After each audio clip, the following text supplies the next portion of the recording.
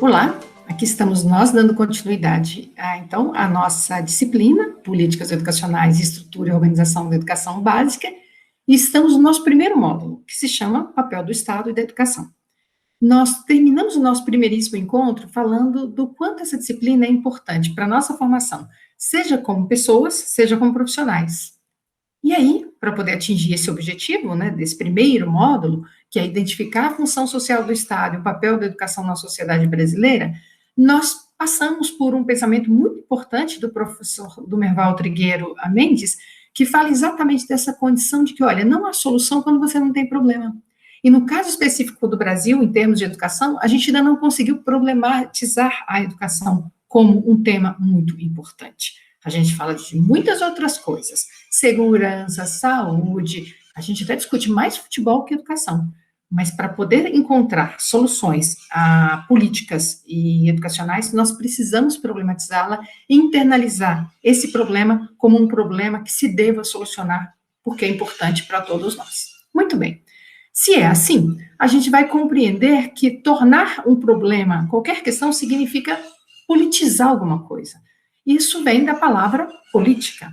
Política é uma área de conhecimento bastante complexa. Vocês se lembram, política no original, na etimologia, tem a ver com polis. Polis significa cidade. Viver na cidade é uma condição bastante diferente de viver no campo, por exemplo. A gente conhece as determinações, os limites todos que as cidades nos impõem. É o barulho, é até o horário que a gente pode chegar, por exemplo, se a gente mora num prédio, até que hora a gente pode chegar, que hora a gente pode fazer mudança, que hora que eu posso fazer uma reforma ou não. Tudo isso vem dessa condição de viver em cidade. Claro que eu dei um exemplo bem extremado, né, que viver já em residências verticais. Mas mesmo que você viva numa cidade em que você tem casas espaçadas ou coisa parecida, você ainda assim vai perceber o quanto é diferente viver num lugar chamado cidade que viver num lugar chamado campo. Pois bem, política vem exatamente dessa condição, de viver com muita gente perto, precisando negociar uma série de questões. Foi assim que os gregos viram lá a polis, conhecida como cidade. E era preciso, então, gerar determinadas regras para poder viver nesse espaço. Para isso, então, a gente percebe um agravamento nas sociedades industrializadas dessas relações pela existência de muitos grupos de interesse. Por isso, então, política passa a ser um termo polissêmico, de muitos sentidos, de variadas facetas. E vamos ver por quê. Desde Aristóteles e Platão, chegando a Bobbio, né, esse importante cientista político, para quem se interessar depois, vai valer bastante a pena a conhecer, ele tem uma das obras fantásticas, né, um dicionário de política, ele tem a Era dos Direitos, ele tem uma série de obras que vão mostrar exatamente que, desde o pensamento de Aristóteles e Platão, né, esses pensadores ainda da antiga Grécia, passando por todo um processo de uma idade antiga, uma idade média, uma idade moderna e contemporânea, o que é de comum é que a noção de política está sempre ligada à questão do exercício de poder em sociedade. Por isso que a gente usou lá no nosso primeiríssimo encontro, poder para o Estado com letras maiúsculas, e até sublinhado. Por quê? Poder acontece em determinados níveis, seja no nível individual, como ações de comando, seja no nível coletivo, quando um grupo ou toda uma sociedade exerce o controle das relações de poder em uma sociedade. Mas se eu estou falando de poder em nível individual e em nível coletivo, eu preciso saber exatamente o que é poder. Se a gente pudesse pensar um pouquinho, todo mundo diria e pensaria sempre em poder muito ligado aos poderosos, mas o poder tem uma faceta, um caráter, uma dimensão muito particular. Vejam que interessante. Para Michel Foucault e para Max Weber, o poder é essa capacidade, essa propriedade de obrigar alguém a fazer alguma coisa. Não é só obrigar pela força, hein? Pode ser obrigado quase que espontaneamente, obrigado porque você está sendo influenciado por um youtuber, por um líder, por um esportista, por um professor, por alguém que você admira na sua família, por alguém que você admire na política, por exemplo. Então, você acaba fazendo e tornando determinadas práticas como muito importantes para você, como processos em que você é influenciado por essas pessoas. Mas não pense que a gente é o tempo todo influenciado, a gente também influencia as pessoas. Por distintos motivos, nós exercemos, então, poder nesse processo todo. Seja sobre os filhos, às vezes por coação ou coisa parecida, seja para os amigos, por uma questão carismática, seja para aquelas pessoas que nós somos mais velhas, por uma questão tradicional, ou seja, por uma questão legal mesmo. Quando você exerce, por exemplo, uma função pública e você está numa repartição, você tem, inclusive, uma lei que te protege contra processos de desacato. Quando você é, por exemplo, um policial, ou quando você está trabalhando como mesário, por exemplo, nas eleições, você também exerce esse poder de caráter legal. Portanto, o poder, ele perpassa as nossas vidas, e tem essa dimensão, seja tradicional, seja carismática, seja legal, mas ele faz parte do modo como a gente vive.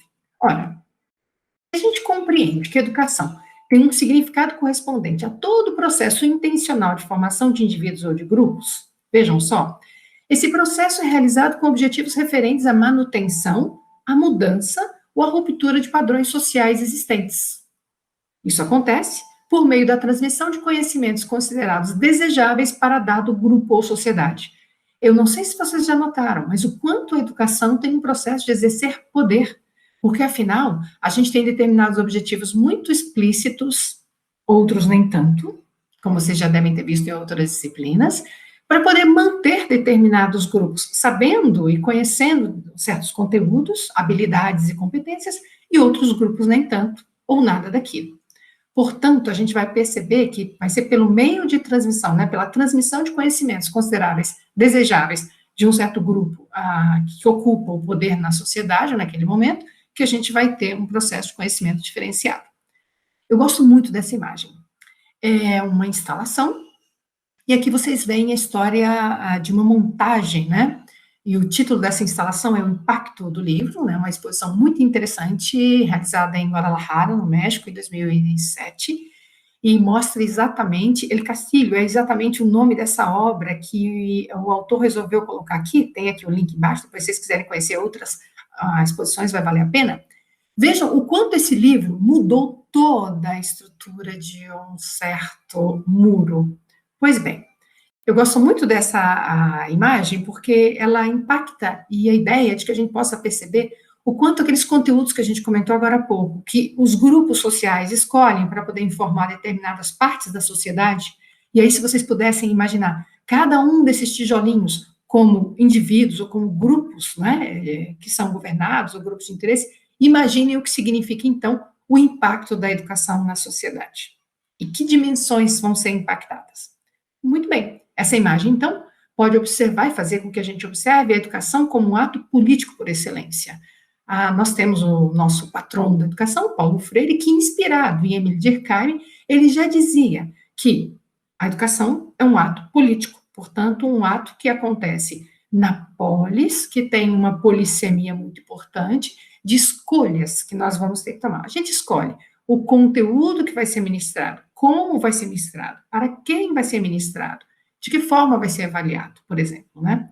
E aí a política educacional seria toda e qualquer política desenvolvida de modo a intervir nos processos formativos e informativos desenvolvidos em sociedade, seja na instância coletiva, seja no nível individual. E, com isso, por meio dessa intervenção, legitima, constrói e desqualifica, muitas vezes de modo indireto, determinado projeto político, visando atingir uma certa sociedade.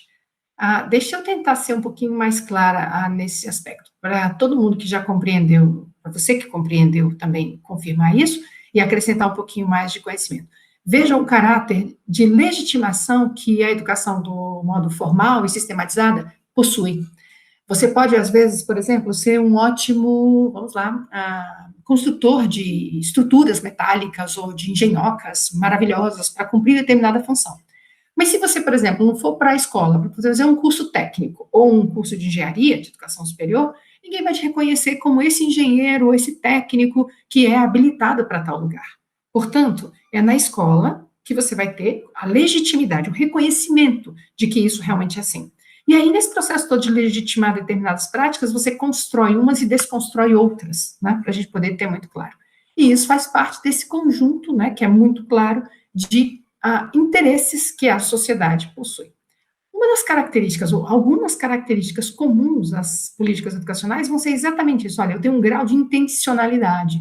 Todo mundo lembra, A intencionalidade tem a ver exatamente com o sentido de intenção que é estruturada para que aconteça um certo projeto. Então, eu tenho uma racionalização dos fins em relação aos meios, ou dos meios em relação aos fins. Vai depender da escolha que a gente faça. Mas eu tenho um porquê isso está acontecendo.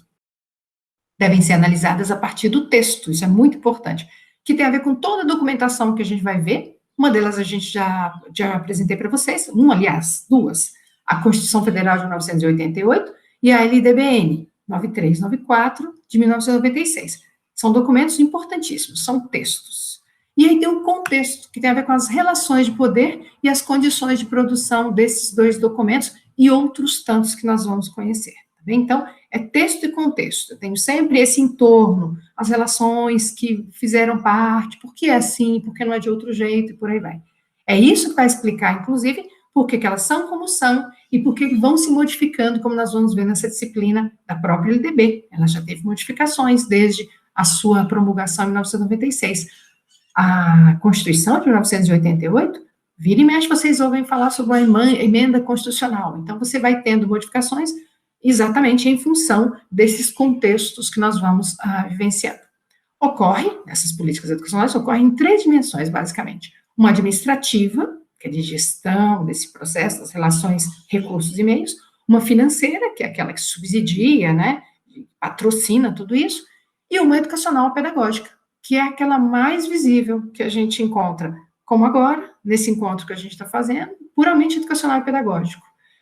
As salas de aula, as escolas e por aí vai. Então, são dimensões importantes. Notem bem que para esse momento acontecer, tem toda uma estrutura financeira anterior, tem toda uma administração para que isso pudesse ocorrer.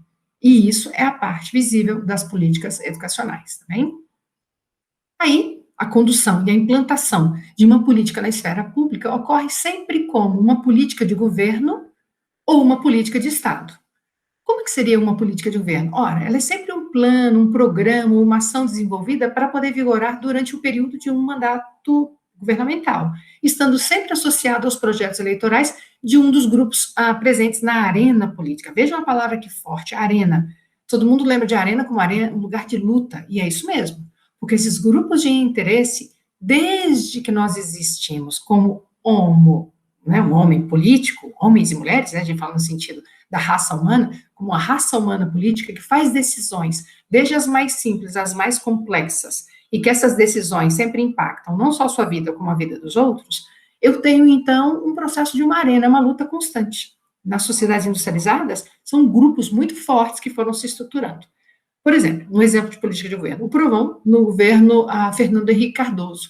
Alguns de vocês não se lembram, mas muitos se lembram quando foi pela primeira vez aprovado. Era parte da política que o elegeu, parte das promessas políticas que ele havia feito, e ele cumpre, então, durante seu governo. A política de Estado, ela alude sempre a um plano, uma ação, um programa educacional com objetivos a longo prazo, elaborados de modo a durar por um período de tempo que vai além do exercício político de uma determinada pessoa, ou de um determinado partido que esteja à frente da entidade de Estado. Por exemplo, quando a gente tem o Sistema Nacional de Avaliação da Educação Básica, que junta tanto o SAEB, né, como um processo todo do próprio Enem, que faz uma conjugação de tudo isso. Então, tem muito mais fatores que são avaliados de um caráter mais sistêmico. Não importa quem esteja no governo, o Sistema Nacional de Avaliação terá que acontecer. Sendo assim, será necessário, então, reconhecer leis, resoluções, pareceres, planos e programas e o contexto, que tem a ver com os tempos e os espaços políticos nos quais e com os quais essa legislação interage. E é disso que a gente vai continuar tratando nos nossos próximos encontros. Eu espero que vocês estejam construindo, como naquele muro lá alterado pelo livro, né, esse processo todo tão complexo que são as políticas educacionais.